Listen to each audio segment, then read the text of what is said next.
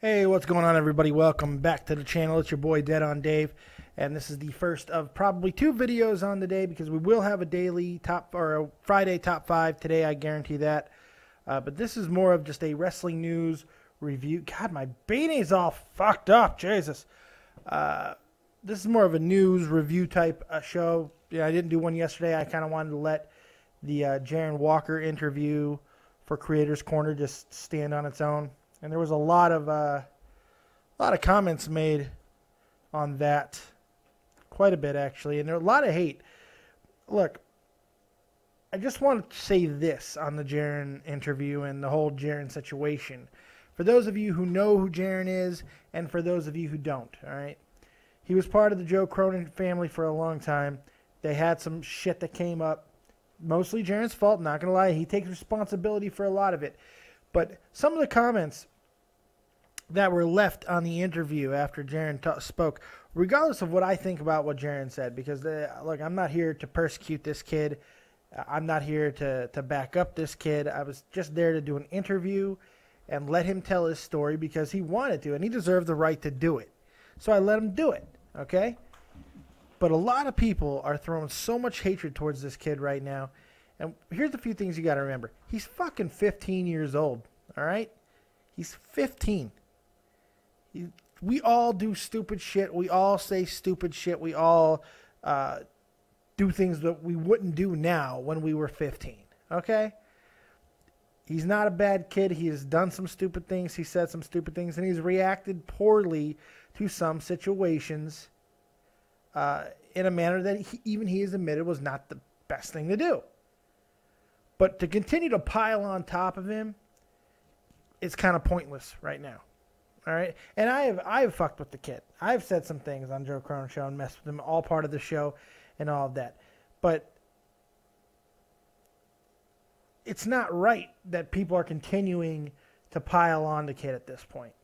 You know? And so I'm asking, just ease up. He's a kid. He's a kid. And he's not a bad kid either. I like Jaron. He's welcome on the show anytime. Do I believe that he was at WrestleMania? No, but it doesn't matter. It doesn't matter. It's a goof. Who gives a shit? It's okay. All right? He gave his reasonings. He defended himself. Some people accepted it. Some people didn't. Who cares? But let's move on from it. And don't be so critical of the kid, okay? Jesus. Moving on. A bunch of stuff I wanted to get to today, mainly because this has been a pretty damn big news week, and some premieres have happened this week. Namely, TNA made their debut on Destination Television. Probably nobody saw it. No, a lot of people actually did see it, and it seems like most people were fairly pleased with the show because it felt like a bigger show, and it should have because it was live on a little bit of a tape delay. And it was a premiere. You know, it was it should have been like a WrestleMania type atmosphere. And I think for a lot of people it kind of was. Here are some of the things that I noticed from it. Then I'm just going to give my thoughts on it, and they are what they are. First, the production value, whatever deal they struck with Destination is not good for them. It's just, there seemed to be just multiple production issues throughout the entire show. There's talks about it afterwards about how their budget was cut in half for the production of it and all of this stuff. They had a lot of issues. There were a lot of missed shots. I felt that the production value alone made the show just downgrade quite a bit for me. Second, I'm not sure which of these two statements is true, but definitely one of them is. Either Josh Matthews is fucking horrible or he should never work with Taz again. One of the two. Because that commentating team does not work. It does not work. Either Josh Matthews is absolutely horrible and we just did not see it as much in WWE, or he cannot gel with Taz. And that might be possible that the second statement is the latter, because I like Josh Matthews. And I thought it was a good move for TNA to get him. I think Josh Matthews needs to be part of a three-man team. I don't think he's a solo guy. I don't think he's a head type of guy. He's certainly not a JR. I don't even really think he's a Michael Cole. When Michael Cole's not shilling and doing stupid shit, he's not as bad as we all like to say. He's pretty terrible, but he'll never be a JR himself. But, you know, Matthews has got this thing about him where it looks like he really needs to be surrounded with better talent to be better himself. Because I felt the commentary it just killed the show. My favorite part of the entire show was Awesome Kong returning. Not the angle at all, but seeing Awesome Kong. Now, let me clarify that. Seeing Awesome Kong was awesome for me because I'm such a fan of hers. Everything else about that angle sucked. It was fucking terrible. Her showing up with the lights coming off, I don't have a big problem with that. The lights coming back on. The lights were off for like a million years, so it makes me think that she was just gassed coming down to the ring. The crowd did not seem to understand what the fuck happened initially when the lights went on. I mean, it's like it was one of those moments where the lights came on, and any other time, any other audience, it would have been like, oh, it didn't do that. That didn't happen. Go watch it again. There was like a good 10, 15 second delay, and it seems like there was like TNA bookers or something in the audience, right? And when the when the lights come on and they're standing, they're like headbutting each other, her and that freaking white Awesome Kong, I'll call her. It seemed like there was like a little bit of the few people who knew what was happening and knew who Awesome Kong was like, yeah. And so the volume went up a little bit. But after 10, 15 seconds, people not reacting, it seemed like there was a group of people who just started going, holy shit, holy shit. And then the crowd, because the crowd anywhere is just a bunch of fucking sheep, and they're going to go with, if you hear holy shit, you're going to start saying holy shit. So everyone starts saying holy shit and this is awesome and all that, even though it felt so forced, so produced. And that's unfortunate because Awesome Kong is great. I miss her in WWE. She didn't get a lot of airtime, and I think she could have been really, really special there. She would have changed the Divas division back to a women's division, and it's unfortunate that WWE either refused to see it or they just didn't want to use her. I don't know which one of those statements is true. So, but that was, and to my point with the Josh Matthews thing, he ruined that fucking segment with screaming Kong or Taz screaming Kong. It was so fucking cheesy and stupid. Oh my God, it ruined the best part of the show for me. Seeing Awesome Kong. Like I'm saying, the segment was not the best part of the show. Seeing Awesome Kong was the best part of the show for me. Because I really was not very impressed with the show. That's, you know. So, I don't know. They got to do something with Matthews. TNA is not the answer, obviously. But maybe it's Taz that's the problem. Because I've never felt Taz worked. I felt he was overrated as a wrestler. I felt he's been grossly overrated as an announcer. And the funny thing is, I actually like Taz. That's the funny thing. I actually do like Taz. I liked watching him in ECW. I felt when he left ECW, and maybe it was because he was a little bit older when he did, I just felt he never worked. And you could say, oh, it was the booking. Well, when Taz came over, it was the Attitude Era, and everybody else got over in the Attitude Era, yet you're telling me for some reason they booked Taz badly? No, come on. I'm not going to believe that. That's bullshit. Anyway, Kurt Angle comes out in street clothes, and, you know, he's been like the director of operations and shit, whatever. And he's like, well, MVP comes out talking shit. Oh, I'm no longer the director of operations. I'm a wrestler again. And even though he's not the director of operations, he still makes a match. Street fight right now with MVP. I could give a fuck less. I really could. Look, I was a Kurt Angle guy when Kurt Angle could go. I don't feel Kurt Angle is that elite guy anymore. I don't feel his matches are all that great. I think people want to buy into the greatness of Kurt Angle. They see him, and it's almost like an Undertaker or a late 40s, early 50s Ric Flair.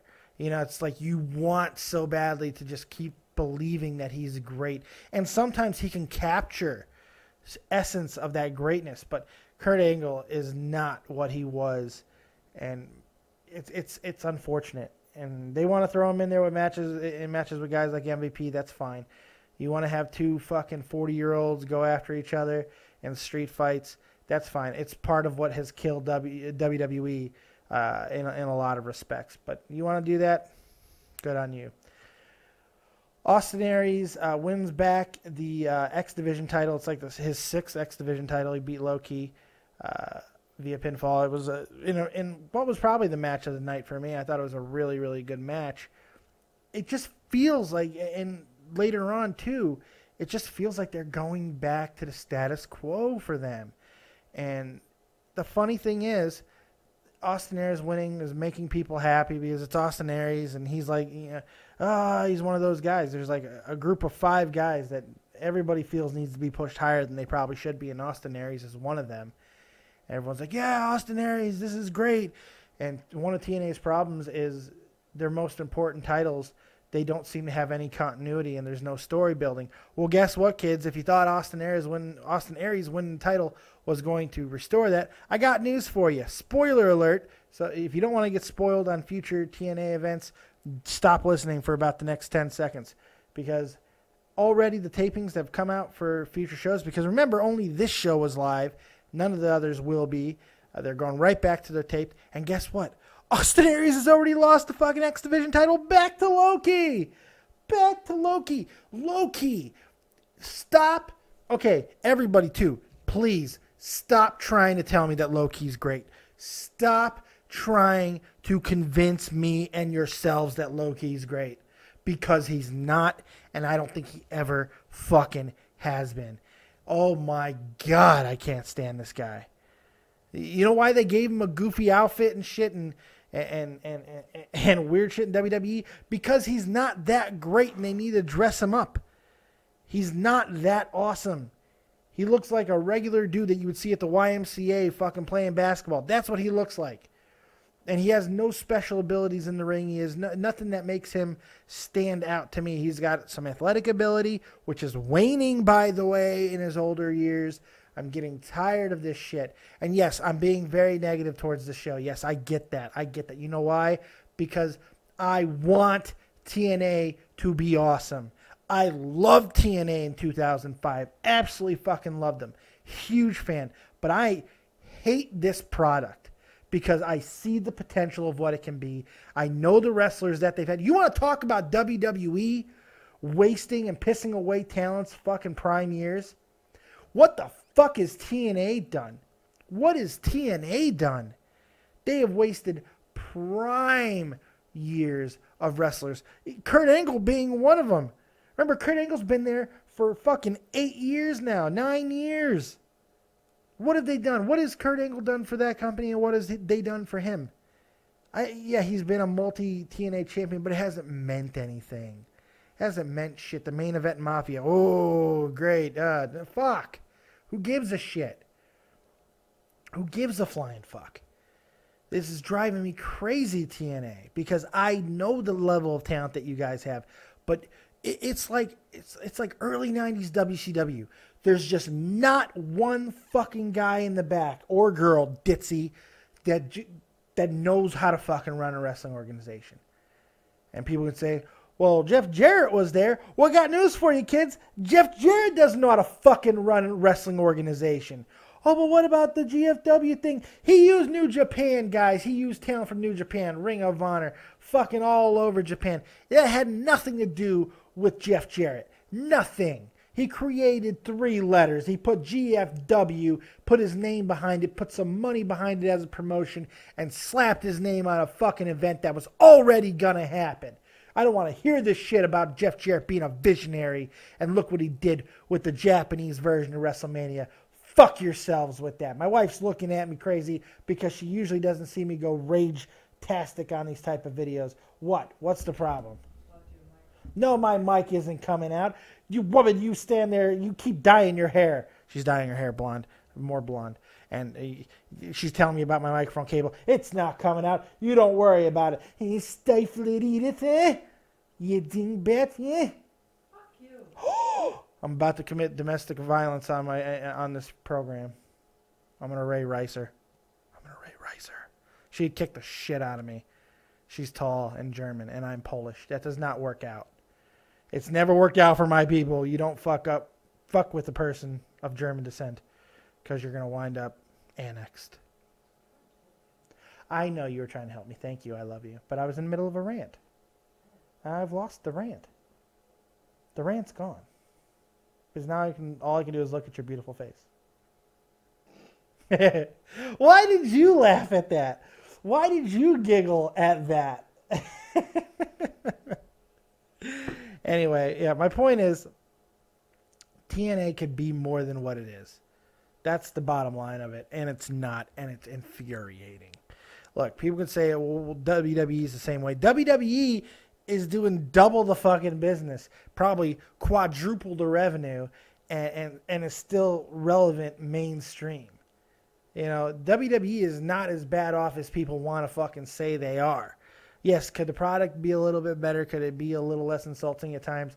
Yes, absolutely it could. But you cannot compare these two wrestling companies. You just can't do it. There's no comparison. So, you know, it is what it is there. And it's frustrating for a guy like me who loves wrestling so much and wants to see the glory days come back where there's competition and there's rivalry and, you know, people are pushing the envelope and we're not seeing the same things all the time. It's frustrating. So I want to finish up here. The TNA World Heavyweight title match. Oh, God, what a clusterfuck this was. Bobby Roode, Bobby Lashley. Battle of the Bobbies. Damn it, Bobby. I sell propane and propane accessories. You know, the Battle of the Bobs, I'm not a fan. I'm not a fan of this match. I'm not a fan of Bobby Lashley. I like his look. He was relevant. But, again, it's one of these things. He went away for so long, and he's not the same athlete he was when he was in his WWE days. Bobby Roode is another one of those guys that people like to overblow as a bigger star. He's in the same category as Austin Aries, where Bobby Roode's amazing. You need to put him. He needs to be he's the man. No, not really. I mean, he's a mid-carder. He's a mid-carder. It's what his talent is a mid-card talent. He's not a main event guy. He's just not. And you can argue with me. You can tell me I'm wrong all you want, but the facts point to facts, and I look at the facts. He's not, and it is a fact. You look at his body of work. You get off your fanboy hat and you just really watch the matches. You know what? Fact's the wrong word. It's an opinion. It's my opinion. Fuck all that. It's my opinion. I'm sorry. I'm not going to sit there and say it's a fact. It's my opinion. But I base my opinion off of things that I think are facts. How about that? This match was a cluster. Everybody and their mother. I think my mom was there interfering. She might have threw a chair. And then you can see it coming from a mile away. Eric Young fucking heel turn on Bobby Roode, who, I mean, come on, who gives a shit? I mean, this match was just, you know, Bobby Lashley's the champ again. What, until he gets his next MMA fight and then he'll drop the belt again? What's the point of having Lashley? Because he's a big, intimidating guy? Because he's a black man and that makes you different than WWE? It makes you stand out to have a black world heavyweight champion? Which I know they've done before with other guys, but I'm just saying, is that your reasoning for it, TNA? Because other than that, what's the point of having fucking Bobby Lashley as your fucking champion? You certainly can't say he's earned it. He hasn't done enough in TNA to earn that spot. He hasn't done enough in wrestling to earn that billing. What the fuck has Bobby Lashley done to earn the spot that he's gotten? Not a fucking thing. Not a fucking thing. So I'm sorry for all the negativity towards TNA. I'm sorry that a lot of you aren't going to like it. But it's just my opinion. It's how I look at it. And it was not, the show wasn't terrible. Look, I put it the same way as Raw. It wasn't as terrible. But it was supposed to be this great epic show. And for the things that people were happy about, it was in some respects. But a lot of it fell flat for me. It felt very same old when all we hear is how this is going to be different. TNA is going in new directions. Things are changing. And what did we get? We got the same fucking thing we see week in and week out that has not worked. Well, if you were upset at my views there, well, prepare to be even more upset at my views on the other premiere, the season premiere or whatever of Lucha Underground. Look, guys, the entire night was one match, which I don't have a problem with at all. It was the Aztec rules or Aztec Warfare, that's the name. Aztec Warfare Battle Royal, which it basically was a 20-man version of the Royal Rumble with eliminations non-over the top, just pinfalls and submission. That's how you got eliminated. It was basically a Royal Rumble, but 20-man and only be eliminated by pinfall and submission. That's what it was. And it was basically the entire roster. I'm not going to say the match was bad. What I'm going to say is, for those of you marking out over, look at the spots, look at these spots that they did, you're fucking blind. You are so desperate. And for those of you who say I wear rose-colored glasses, okay, which there's a few of you out there who say that, you are so desperate for something different. You are so desperate because you hate WWE so much. You hate where wrestling is at. And I'm in the same boat in a lot of ways. I hate where the industry is at. You want something to fucking captivate you and that you're willing to fucking buy in to mediocrity. Lucha is not excellence. Jericho is excellence. No, I'm kidding. Look, the match had some good points. All right. It also had a lot of bad points. And once again, the thing I think has plagued Lucha the most, there's two things that I think plagues Lucha more than anything else. First, it's the camera angles. My God, they have got to stop showing good spots from that Wile E. Coyote cam, the high cam from I hate that. Can't stand it. I think it just completely kills the flow of the match. At least their cuts don't seem to be as clear and as well coordinated as WWE's. I know Joe Cronin and a lot of other people hate the fact that there's so many jump cuts when like a big hit, bang, they'll move to a different angle. But at least they're crisp with it. I don't feel Lucha's crisp with it, and I feel that it's just it just kills all the flow. And I think it's because if you watched earlier episodes of Lucha, they were zooming in so much that you were seeing all these misses. You were seeing nobody connecting with anything. Really, it looked really bad, and yet people were not noticing it. Some people weren't. The people who really, really want to love this product weren't noticing it. And then this week, on this match in particular, they went the opposite way. It's like they just decided to show none of the contact on the punching or the kicking or even some of the suplexes for that matter. And go back and watch it. You'll see what I'm saying. You'll notice it at least 30 times throughout this hour-long match. And it's just so frustrating. Jesse J, who's a good friend of mine, and he's mainstay at the Joe Cronin show. He's probably the most important component of the Joe Cronin show, to be completely honest, outside of Joe himself. He likes to say that he feels insulted a lot by WWE's product. I felt insulted as a grown-up wrestling fan by the fucking match, at least the production value of that match from Lucha. I can't help that. Also, I can't stand, God damn baiting, Darth, get in the middle of my head, Darth Vader. I can't stand that mafia version of Alberto Del Rio that's running the company. I can't stand that guy. He's so fucking annoying. He's so annoying. I like violence. I can't stand the guy. I really can't. And the other big problem with Lucha is Matt Striker. Nobody has good commentating right now. I don't mind Vampiro that much. Matt Striker is an issue. And why the fuck did he sound like Scott Farrell? Holy shit. Throughout this entire match, he sounded like fucking Scott Farrell. Anyone else notice that? Fucking crazy. Maybe it was because his voice was just dead from the Japanese thing. Maybe this was recorded before that. I have no idea. But he sounded dead. He sounded worse than usual, which is saying a lot because he's usually really, really fucking bad. But the commentating is just bad everywhere right now, it seems. I don't know.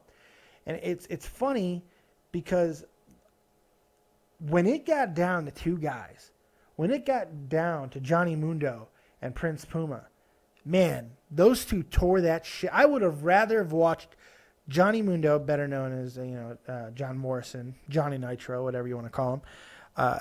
When it got down, I would watch those two wrestle. I would watch those two wrestle an hour match. Prince Puma can fucking go. Better known as Ricochet, for those of you guys who don't know. Those two guys can fucking go. That's the best things happening in Lucha Underground. Maybe the only two things really happening in Lucha Underground, unless you really like that fucking tranny wrestler, the 55-year-old fucking tranny wrestler who can't do a fucking thing in the ring. Maybe that's what you're enjoying about Lucha. I have no fucking idea. Oh, he's funny. No, it's not. It's fucking annoying as shit. It's terrible. Oh my God, it's horrible. But fucking Mundo and Puma tore it the fuck down. Puma wins the match and becomes the first ever Lucha Underground champion. And it's weird. They're doing this weird thing with it because it's more of a television show than it is a wrestling company. You know what it feels like? Do any of you guys remember the Mortal Kombat television show where they would do the fighting in like an arena and stuff, and like there was a storyline, but the fighting was supposed to be real? It feels like that. It really does. It feels so much like that. It's really bizarre. And they're doing this weird thing that the title has powers. The title has mystical powers. It's fucking weird, right? I mean, it's not interesting to me. It's not that great. You know, it's a wrestling television show. It's not a wrestling program. It's not. You're not. It's so weird. It straddles this weird fucking line, and I don't get it. But I will say this: Puma and Mundo, more. Let's see that more. You want to get my interest? You have something to do at Lucha. Let's see those two, because god damn, do I wish Morrison was still in WWE. Fuck, that guy can go. Ugh, he can go. Can you imagine the matches that we would get with him and Ziggler right now over the Intercontinental title? Just nut everywhere. Jesus Christ. All right, I spoke a lot about commentating during this show, and I'm going to continue to do so right now because big news. Joe Cronin talked about it on his channel. I'm going to talk about it here. The commentating crews for both Raw, the announcer crew. Why do I always say commentating? The announcer lineup for both Raw and SmackDown have been shaken up. Now, I'm going to talk about SmackDown first because the biggest changes come to that. JBL is out. He's no longer on SmackDown. It will be Michael Cole, Jerry the King Lawler, and Byron Saxton. That is your new lineup for SmackDown. So what happened to Tom Phillips? Well, maybe he went to Raw. No, he didn't. He didn't. He's not on Raw. No, sir. The new Raw lineup is JBL, who will now be the primary Raw man, with Michael Cole and Booker T, who I will say did a very good job filling in for Lawler. Those are your two new groups. Now, there's differences of 2 out of the 3 members in each group, so maybe this is a precursor to a brand split. Maybe that's a possibility, something we've all been wanting. But the question is, first, what happened to Tom Phillips? Because Byron Saxton hasn't even been doing all that much on fucking on NXT lately. He's been doing, interviews. But Tom Phillips, I thought, has been very good. But obviously WWE does not feel the same because he's out. And I don't see any explanation as to why. I found it weird. But the pay-per-view will stay the same. Pay-per-views will still be Michael Cole, Jerry Lawler, and JBL. Who cares? But this is quite an interesting turn of events, because now Lawler will only be on taped events. Maybe they're like, well, we don't want him to die on camera. The guy is sick all the time now. It's getting worse. His health is getting worse. We got to get him off camera in case he fucking dies. If he dies during a SmackDown, at least it's taped. We could do something about that, but I think that might have something to do with it. I'm not sure. I think it also is just it's time to turn the page on Raw. I would have liked to have seen another person then take a little bit of a chance and go with someone else. Even Tom Phillips I wouldn't have had a big issue with. But I would have liked – obviously, Corey Graves isn't ready. He's only done like 2 or 3 events. But Alex Riley would have been a nice change of pace. But apparently Alex Riley is supposed to be getting back into the ring. So I understand why that won't work. Well, what about Renee Young? I mean, really, why not kick the tires on her? Because eventually, if ESPN's not able just to snatch her away, she's going to leave if she's not feeling appreciated enough. I mean, how long can working NXT and being... I mean, they are giving her a lot, letting her do the occasional NXT show and hosting all the pre-shows. I mean, that's a lot of work, but she's got to be watching these shows and knowing she can do a better job than Booker T or JBL or Michael Cole in a lot of cases, you know? She's got to... Eventually, that's got to happen where she's going to start feeling that way, and she's going to fucking leave. She's going to leave. And the options around her... I mean, look, people are automatically assuming that ESPN would snatch her up, and that might be the case here, but TNA, who always likes to do something a little bit different, there you go, TNA. It's a gift. TNA grabbing Renee would be... That would be something. That would make headlines. If they grabbed her and put her right into the commentary booth, Jesus Christ. Now that would be something of note. That's not a Josh Matthews move. That's a big fucking move. I like that. I really do. So that you got to be careful, WWE. You don't appreciate this woman enough. She's going to leave. And she's a bigger talent than you're giving her credit for. I really enjoy Renee quite a bit. We're going to close with this. This is the final story I'm going to talk about. I found it interesting. Pro Wrestling Illustrated put out their magazine for Wrestler of the Year for 2014. And there's a lot of guys who could have won this. The percentages kind of went Daniel Bryan, AJ Styles, John Cena. Those were kind of the bigger guys in the running. Yet, getting 30% of the vote on his own, Brock Lesnar is your Pro Wrestling Illustrated Wrestler of the Year for 2014. Wow.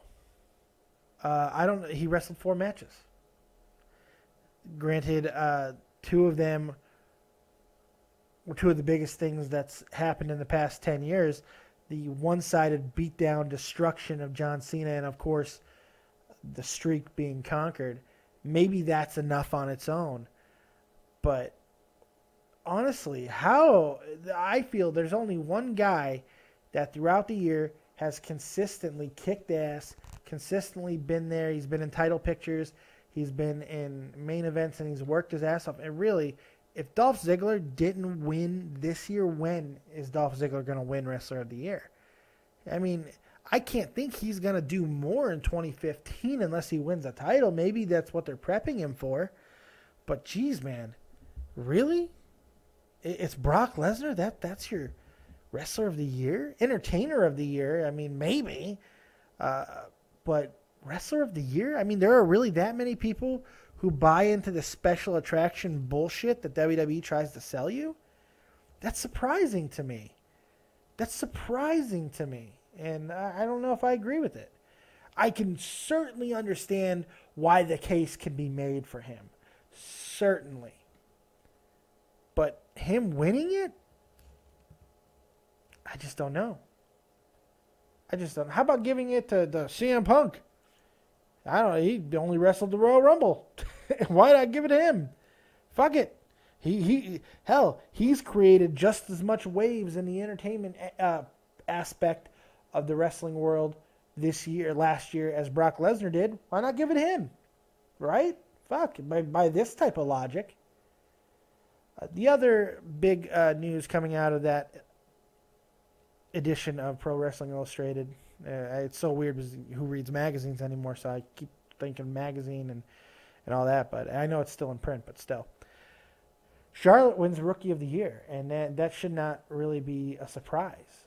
I think that's a pretty good assessment. I think it's a good person to pick for that. Charlotte's had a very impressive year, and I think her match work warrants it more than anything else. Yeah, it's been only in NXT and whatever, and her one match in WWE was a loss to Natty, but I think it's the promise that she has. I mean, she has a check written to her for just an an inordinate amount of money, I'm sure.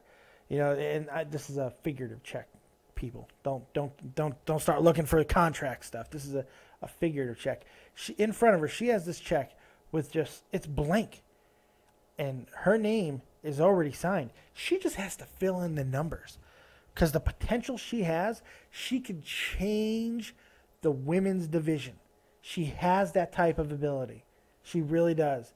And her and Paige have an opportunity to do something ridiculously unprecedented when they get a chance. Hopefully they will get matched up together at some point, and we will see the magic that these two can do together. Because, my God, Charlotte is doing things with she's doing things with Sasha Banks, who I'm not sure is all that great. I mean, I don't know if Sasha Banks is this fantastic wrestler, because the only times I've really seen her step it up and deliver these great 5-star matches has been with Charlotte. Other than that, I don't know. Maybe it's because you can make the argument that the NXT women's division isn't super deep, which it's not. There are a lot of good wrestlers. I mean, there's a couple good wrestlers down there, but there's not a lot of female wrestlers. So I think that there could be a depth issue. I'm not really sure where to take that. So that's what I got.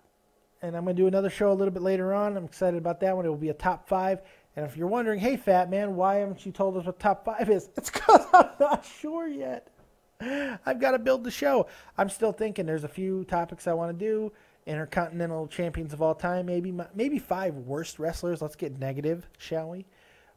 Maybe top 5 greatest promotions outside of WWE of all time.